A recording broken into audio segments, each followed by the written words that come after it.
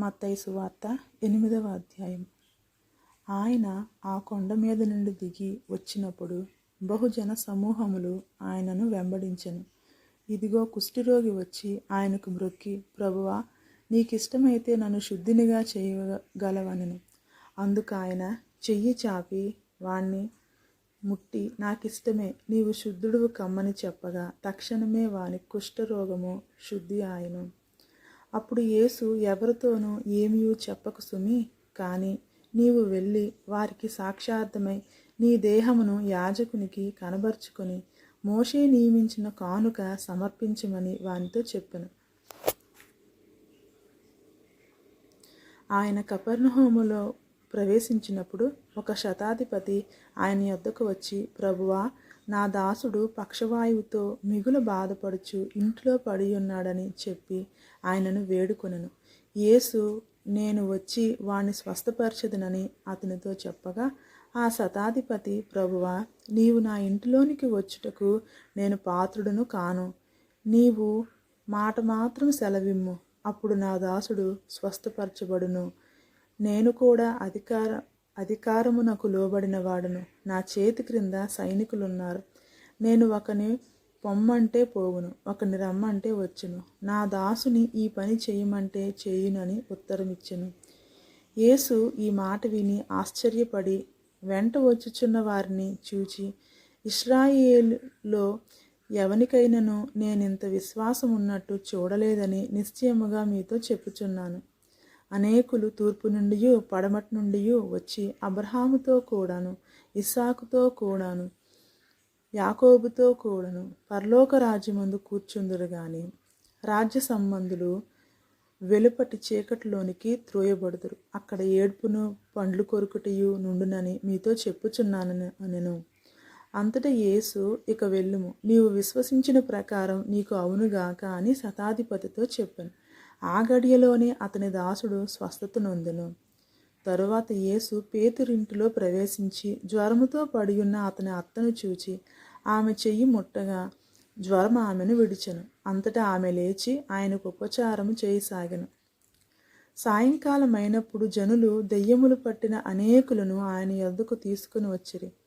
ఆయన మాట వలన దెయ్యములను వెళ్ళగొట్టి రోగుల నెల్లను స్వస్థపరచెను. అందువలననే ఆయన మన బలహీనతలను వహించుకొని మన రోగములను భరించినని ప్రవక్త అయిన యెషయా ద్వారా చెప్పబడినది నెరవేరును.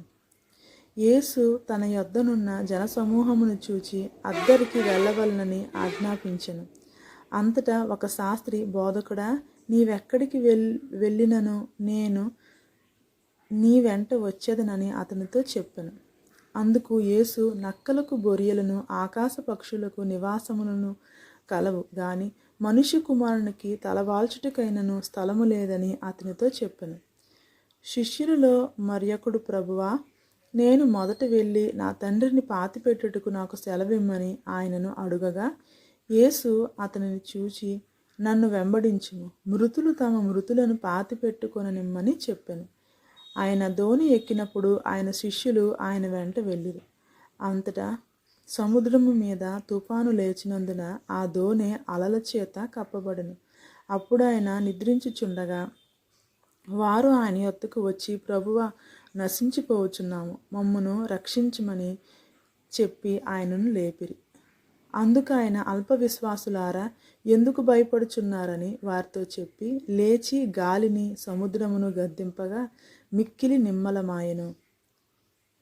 ఆ మనుష్యులు ఆశ్చర్యపడి, ఈయన ఎట్టివాడో, ఈయనకు గాలియు సముద్రమును లోబడుచున్నవని చెప్పుకొనిరి.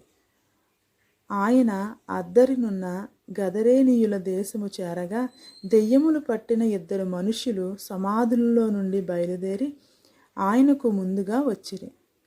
వారు మిగులు ఉగ్రులైనందున ఎవడునూ ఆ మార్గమున వెళ్ళలేకపోయెను.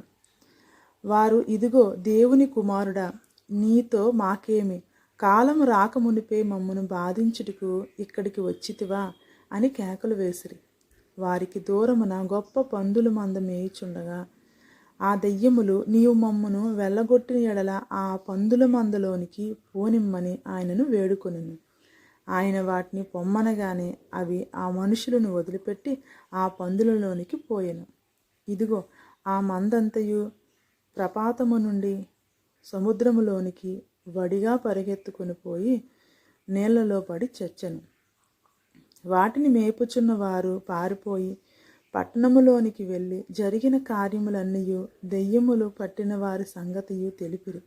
ఇదిగో ఆ పట్టణస్థులందరూ యేసును ఎదుర్కొని వచ్చి ఆయనను చూచి తమ ప్రాంతములను విడిచిపొమ్మని ఆయనను వేడుకొనిరి.